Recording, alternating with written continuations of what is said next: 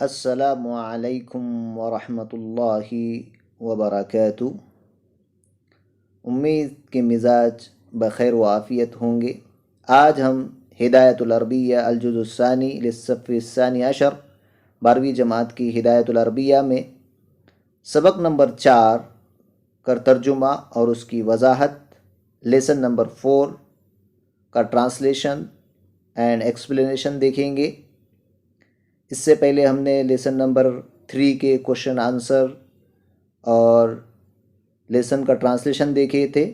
آج ہم lesson number 4 میں رفیدۃ بنت سعد رضی اللہ عنہا، سبق نمبر 4 کا سب سے پہلے انٹروڈکشن، لیسن کا ابتدائیہ سمجھنے کی کوشش کریں گے۔ اس سبق میں کیا کہا جا رہا ہے، کیا ہے یہ سبق سے متعلق، کیوں لے کے آئے ہیں، اس کے بارے میں ہم مختصر مفید وضاحت کریں گے۔ رفیدۃ بنت سعد رضی اللہ عنہا اگر دیکھا جائے گا اس سبق میں تو قدیم زمانے سے مختلف پیشوں کو اہمیت حاصل تھی۔ بہت سارے الگ الگ پیشے تھے، اسی میں سے ایک پیشہ ہے طب کے پیشے کو بھی ایک مقدس پیشہ تسلیم کیا جاتا تھا۔ یعنی کہ پہلے بھی جو ہے تو طب کا ایک پیشہ ہے جس کو کیا کیا جاتا تھا، ایک مقدس پیشہ تسلیم کیا جاتا تھا، ایک اہم پیشہ تسلیم کیا جاتا تھا۔ اور وہ پیشہ کیا تھا، کیوں پیشہ تھا وہ؟ کیونکہ اس کے ذریعے سے انسان کی جان بچائی جاتی تھی، اس کی تکلیف کو کم کرنا، یہ طب کے پیشے کا سب سے اہم مقصد تھا۔ یعنی کہ ڈاکٹری کے پیشے کا سب سے اہم مقصد کیا تھا کہ کسی کی جان کو بچایا جائے، کسی کو تکلیف کو کم کیا جائے، اس کی مصیبتوں کو کم کیا جائے، یہ اس کے پیشے کے اندر سب سے اہم چیز اس میں داخل تھی۔ اسی کے ساتھ ساتھ اسلام میں بھی موجودہ طب نبی کا ذخیرہ بھی اس جانب ہم کیا کرتے ہیں، متوجہ کرتا ہے کہ اسلام میں بھی طب نبوی کے ذریعے ذخیرہ بھی ہمیں اس جانب کیا کرتا ہے، متوجہ کرتا ہے۔ اسی کے ساتھ ساتھ صحابہ کے علاوہ صحابیات بھی اس میں جو ہے تو پیش رہی، آگے رہی، صحابیات بھی کچھ پیچھے نہ رہی۔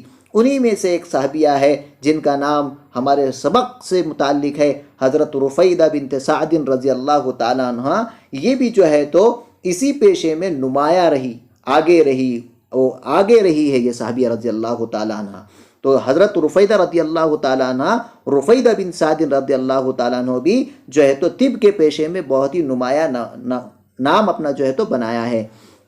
اب حضرت رفیدہ رضی اللہ تعالیٰ عنہ کا جو خاندان تھا وہ اسی پیشے سے منسلک تھا، اسی پیشے سے جڑا ہوا تھا۔ پہلے سے جو ہے تو ان کے خاندان میں اسی پیشے سے جو ہے تو لوگ آ رہے تھے۔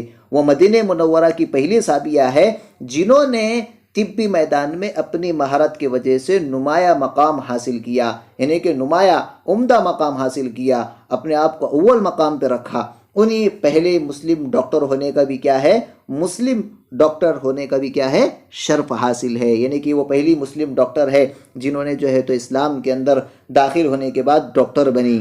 اور رفیدہ رضی اللہ تعالیٰ عنہ کا زندگی سے لغاب یہی تھا کہ وہ اپنے آپ کو ڈاکٹری کے پیشے سے جوڑے رکھی، اپنے ہی والد کے ساتھ جو ہے تو جڑ کر، اپنے ہی والد سے اس کا علم حاصل کر انہوں نے جو ہے تو کیا کیا، طب کا پیشہ اختیار کیا، ڈاکٹری کا پیشہ سیکھا۔ اور وہ جو ہے تو غزوات میں، حضرت رفیدہ رضی اللہ تعالیٰ عنہ غزوات میں بھی شریک ہوتی، زخمیوں کا علاج بھی کرتی، اور اپنے جڑی بوٹیاں بھی بناتی، اور اپنے معاصرین میں ممتاز مقام حاصل رکھتی۔ تو حضرت رفیدہ رضی اللہ تعالیٰ عنہ اسی کے ذریعے سے نمایاں رہی۔ اسی سبق کے ذریعے سے ہم کیا کریں گے، یہ سبق اس لیے لے کے آئے تاکہ طلباء کو یہ چیز بتایا جائے کہ ڈاکٹری کا پیشہ، میڈیکل کی فیلڈ جو ہے تو طب کا پیشہ کیا ہے، کیوں اس کی اہمیت حاصل ہے، اس کے ذریعے سے کیا کیا جا سکتا ہے، عورتیں بھی اس کے فیلڈ میں جا سکتی ہے اور اس کے ذریعے سے جو ہے تو یہ پیشہ اختیار کر سکتی ہے اور اس کو حاصل کر سکتی ہے۔ اس کے لیے اس سبق کو لے کے آئے ہیں تاکہ ہم کو جو ہے تو اس پیشے میں بھی جو ہے تو آسانی سے سمجھنے کی اور آسانی سے حاصل کرنے کی کوشش کرے گی۔ دیکھتے ہیں ہم اس سبق میں، تو سب سے پہلے پیراگراف میں دیکھتے ہیں، ولدت رفیدۃ بنت سعد رضی اللہ عنہا فی المدینۃ المنورہ۔ حضرت رفیدہ رضی اللہ تعالی عنہ، رفیدہ بن سعد رضی اللہ عنہ کہاں پیدا ہوئی؟ ولدت فی مدینۃ المنورہ، کہاں پیدا ہوئی؟ مدینہ منورہ میں پیدا ہوئی۔ کانت من اوائل اہل المدینۃ دخولا فی الاسلام، اور وہ اہل مدینہ میں سب سے پہلے اسلام میں داخل ہونے والوں میں سے تھی. کانت من اوائل یعنی پہلے اہل مدینہ دخولا فی الاسلام، یعنی کہ وہ اسلام میں کیا تھی، جو سب سے پہلے اسلام میں داخل ہوئے ان میں ان کا نام شمار ہوتا تھا، حضرت رفیدہ رضی اللہ تعالیٰ عنہ کا. اور آگے کہا جا رہا ہے كانت رفيدة طبيبة مسلمة وعرفت بالمبردة الأولى والجراحية الأولى في الإسلام.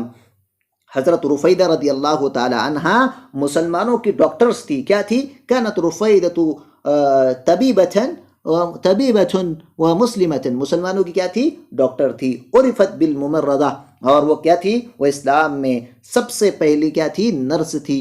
عرفت بالممرضة الأولى، وہ اسلام کی سب سے پہلی نرس تھی. والجراحية الأولى في الإسلام، دونوں کے ساتھ واو کے ساتھ لے کے آئے یہاں پر، والجراحية الأولى في الإسلام، اور وہ خاتون سرجن بھی تھی، نرس بھی تھی اور سرجن بھی تھی، دونوں بھی تھا حضرت رفیدہ رضی اللہ تعالیٰ عنہ کے ساتھ. کہ حضرت رفیدہ جو ہے تو مسلمانوں کی سب سے پہلی ڈاکٹرز بھی تھی، سب سے پہلی نرس بھی تھی اور خاتون سرجن بھی تھی، یعنی کہ سرجری جو کرتا ہے، آپریشن جو کرتا ہے، وہ بھی حضرت رفیدہ رضی اللہ تعالیٰ عنہ ابتدائی زمانے سے تھی. یہ اہم ہے چیز. اس پیراگراف میں ہم نے دیکھے کہ رفیدہ رضی اللہ تعالیٰ عنہ کہاں پیدا ہوئی، اور اس کے علاوہ دیکھیں کہ رفیدہ رضی اللہ تعالیٰ عنہ کیا تھی، یعنی کہ وہ اسلام میں سب سے پہلے داخل ہونے والوں میں سے تھی. رفیدہ رضی اللہ تعالیٰ عنہ مسلمانوں کی سب سے پہلے ڈاکٹرز بھی تھی، نرس بھی تھی، اور اس کے علاوہ جو ہے تو خاتون سرجن بھی تھی. پہلے گراف میں ہم نے یہ آسانی سے سمجھنے کی کوشش کی. دوسرے پیراگراف میں کیا کہا جا رہا ہے؟ عرفت رفیدۃ کممرضۃ عطوفۃ منظمۃ جیدۃ لمہارتها الطبیبہ. حضرت رفیدہ رضی اللہ تعالیٰ عنہ عرفت رفیدۃ کممرضۃ عطوفۃ، کہ حضرت رفیدہ رضی اللہ تعالیٰ عنہ بڑی مہربان نرس. کیسی تھی؟ ممرضۃ عطوفۃ، بڑی مہربان نرس تھی.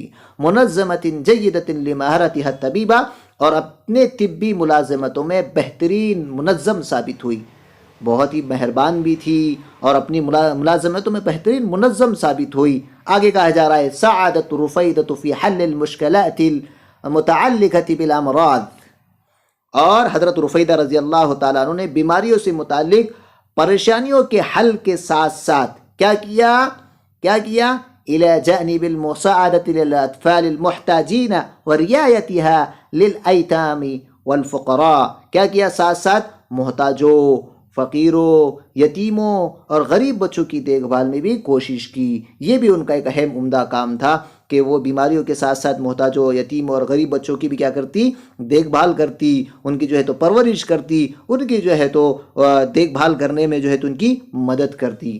تو دوسرے پیراگراف میں کیا دیکھیں کہ حضرت رفیدہ رضی اللہ تعالی عنہ بڑی مہربان نرس اور طبی ملازمتوں میں بہترین اور منظم ثابت ہوئی.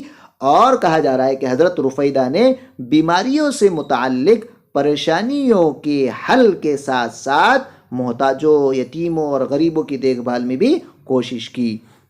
یہ حضرت رفیدہ رضی اللہ تعالیٰ عنہ کا دوسرے پیراگراف میں کہا جا رہا ہے. اس کے بعد تیسرا پیراگراف ہمارے سامنے ہے جس میں کہا جا رہا ہے نشأت رفیدۃ فی عائلۃ لها صلۃ قویۃ بالطب، کہ حضرت رفیدہ رضی اللہ تعالیٰ عنہ ایک ایسے خاندان میں پرورش پائی جس کا تعلق کہاں سے تھا؟ طب سے مضبوط تعلق تھا. کہاں سے تھا؟ طب سے مضبوط، قویہ، مضبوط تعلق تھا.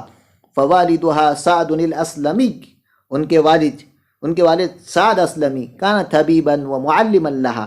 وہ کون تھے؟ ان کے ڈاکٹرز بھی تھے اور ان کے استاد بھی تھے. ڈاکٹر بھی تھے اور ان کے کیا تھے؟ استاد بھی تھے. سعد اسلمی رضی اللہ تعالی عنہ جو ہے تو ان کے ڈاکٹر بھی تھے اور ان کے استاد بھی تھے.